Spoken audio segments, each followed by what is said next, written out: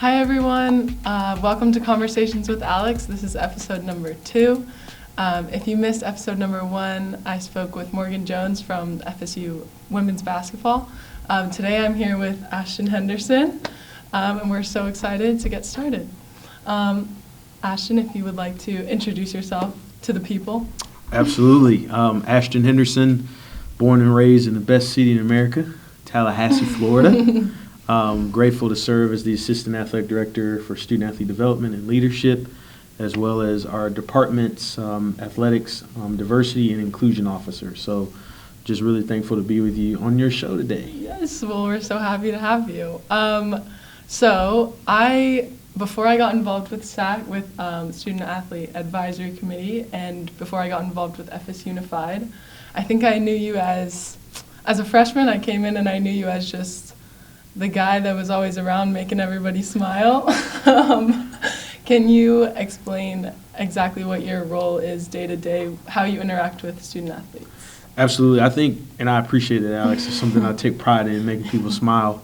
But I'm grateful to do that because we have the best team in the country, I feel, that's committed to this work of helping students find their why and help them understand all the goals and dreams that they want to attain and aspire to be. But Sarah Petronio serves as our Director of Student Athlete Development and Events. Kiani White-Tate serves as our community service oversight and helps with getting students acclimated on Helper and knowing about opportunities. And Darvin Taylor has been a huge help in addition to our ecosystem. And what we do is we help with basically leadership development, career readiness, personal development, professional networking, and community service. So for all 20 teams, over 500 student athletes, and it's by far second best job in the country. And that's why we're able to make people smile, because we love what we do so much. Oh, yes. I got to work with Sarah in WILD last year, so Women in Leadership Development, and I actually remember one specific day we talked about finding our why. And I was terrified because I felt like I was the only person in the room who didn't know mine yet. And I remember Sarah just being like, raise your hand if you don't know what your why is yet. And I was like, I was the only one. But I remember she reached out to me and just said that she was happy. She was just so happy with what I was bringing to our discussion, and that she just made me feel really at home there. And same with Kiani. I've worked with her recently. We did a food drive. We were helping pack boxes for Thanksgiving, and she is just so clearly into what she does with community service. I think we love everything that you guys do for us. That's awesome. So how has coronavirus kind of changed what your day-to-day looks like? Oh, Alex, it's disrupted everything we've done. Our industry and our enterprise within athletics is built on connection and connecting with individuals like yourself and your teammates and everyone alike in our department. So me being an extrovert, COVID has really helped me find other ways to get and find the ability to connect with people virtually, which we're still trying to master. Yes. But I think it's really helped us in a lot of ways increase efficiencies within our office too. So it has the pros and the cons, but I'm really looking forward and embracing the challenge of the spring now that kind of we got our feet wet with what it looks like. But how are we going to attack and make sure our student athletes feel, number one, valued, number two, appreciated, number three, know that we're on this journey with them. And I can only imagine me being a student athlete doesn't look like it anymore, but at one point in time, I was a student athlete at Michigan State. I have the utmost respect and admiration for this generation and what you're dealing and what you're facing with, because not many would have the mental fortitude to go through this or be as resilient as you all have been. So I commend you and your peers because this is not easy. For sure. It's very tough. And you talk about, I remember on one of our Leadership Mondays, I think you were talking about Zoom fatigue and how hard that is.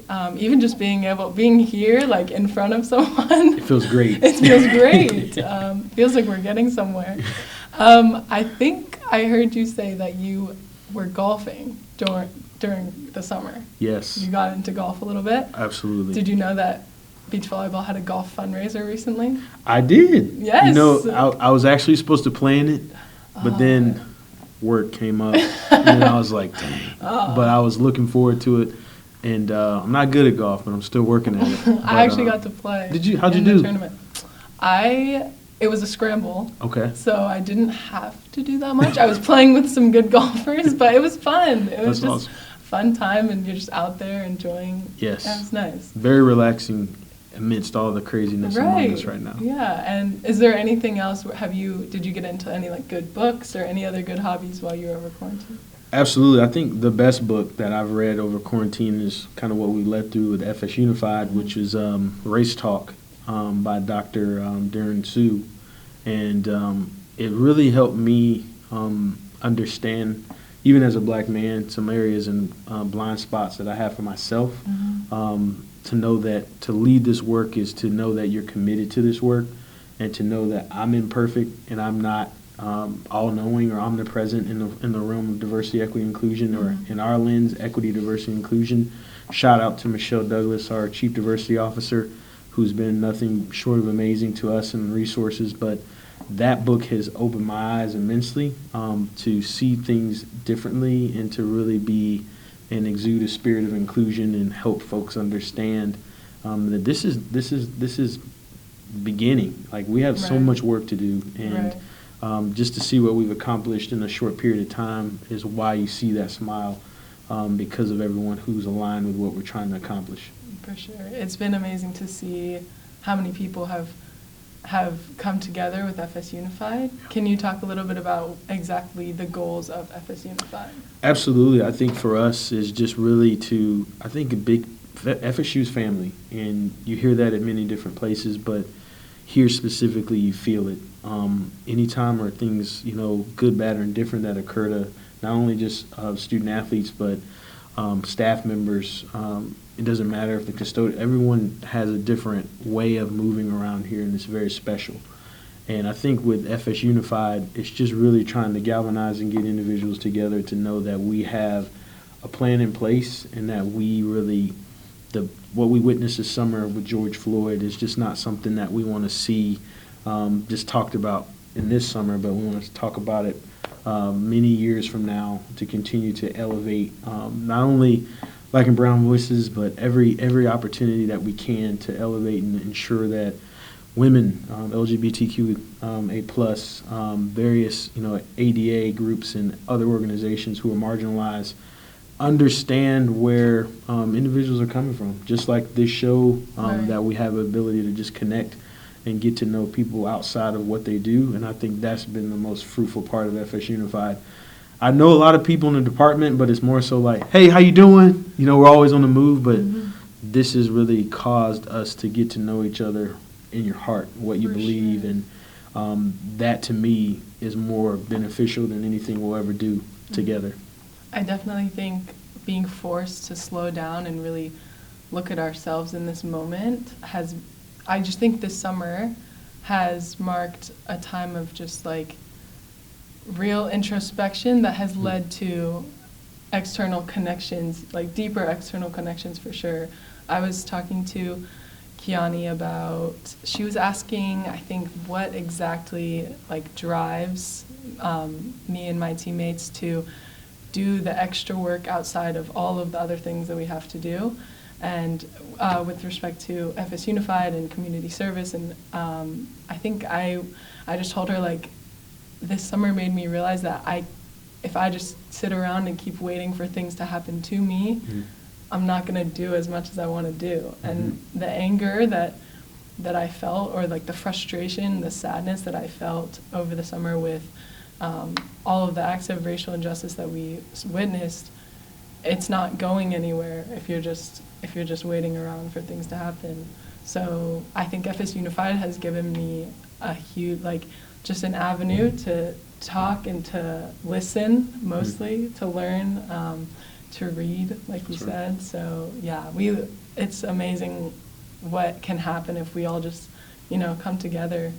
So moving from FS Unified, and are there any other initiatives that you would want the people to know about that you're working on right now?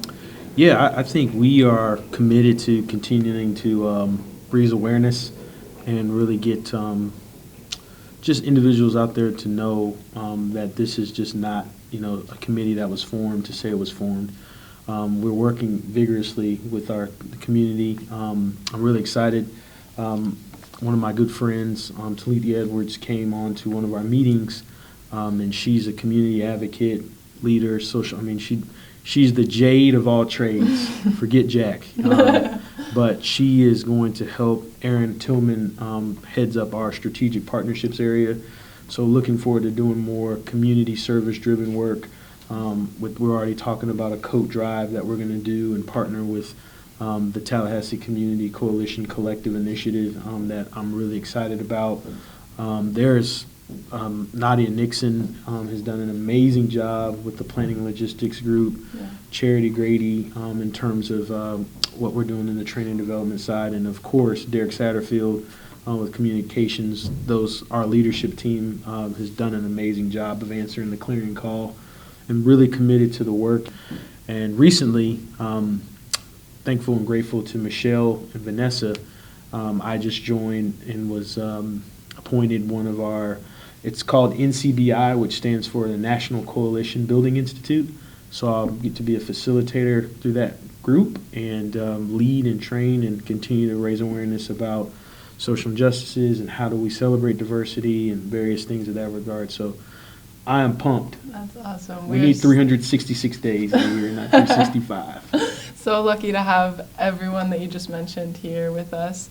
So through all of the craziness and the chaos that Corona has caused here, what are some things that you've seen that make you hopeful? Like, despite the hopelessness of some of these situations, what are some things that you've seen? I think, and I wholeheartedly mean this, sitting here right now makes me hopeful that you have taken ownership of this, and I can't say enough how proud I am of you in terms of your commitment, your voice, how you continue to inspire many people and be an ally for many and an advocate and a champion for so many who don't necessarily feel like they're being listened to. So I feel hopeful to knowing that Gen Z, and I'm reading a book right now called Remix, and the book was sent to me by our NCA Leadership Development family. The book is about multi-generational influence and how we work together in the workforce. And everyone says how crazy Gen Z is and they don't listen, they're lazy, but you all are going to break waves and change this world for the better for the years to come.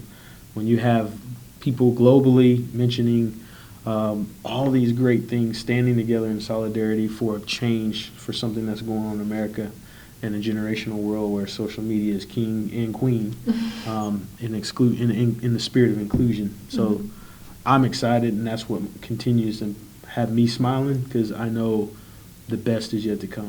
Oh, thank you so much. That means so much coming from you, and I think even just the conversations that I've had with my teammates, even in my classes, texts that I've been assigned in class, it just makes me hopeful that people are paying attention. We're all really just trying to listen to each other, even if this whole thing is just forcing us to really listen to each other and listen to ourselves. Yeah. So thank you. I think one last question that I am going to end all of our episodes with is, if a young person were to come up to you and ask you, what does unconquered mean, or what does the unconquered spirit mean? How would you sum that up in a way that everyone could understand? Man, that's a good question. I think for me, I think if I had to especially sum it up for a young person, I would say it's a relentless pursuit of excellence, and knowing that nothing, it's limitless. Anything you want to achieve, where you want to go, and it falls in line with our departmental mantra, which is comprehensive excellence, which is something where we strive towards every single day. So anything you put your name on, and that's something where it's even in our mantra in student athlete development, our value proposition is to serve, lead, and live unconquered. So shout out to Caroline Neal, former student athlete, who helped us design that and cultivate that expression. But just something that Unconquered is a very powerful, powerful word, and it's just awesome as a Seminole family that we can embrace that word and know that we're nothing that we ever do can be conquered because we're Seminoles. I was talking to Morgan Chacon of women's volleyball the other day about the word unconquered, and we were both like, I mean, yes, like it means FSU, but to FSU athletes and FSU students, it means so much more because you really take it and, like you said, excellence, just how it drives how you live each day. So thank you so much for that. Absolutely. And thank you for joining me today. It was my pleasure. It's been an honor. It's my pleasure. If you haven't checked out episode 1 with Morgan Jones, please do, and we'll see you next time. Thank you. Go Noles. Go Noles.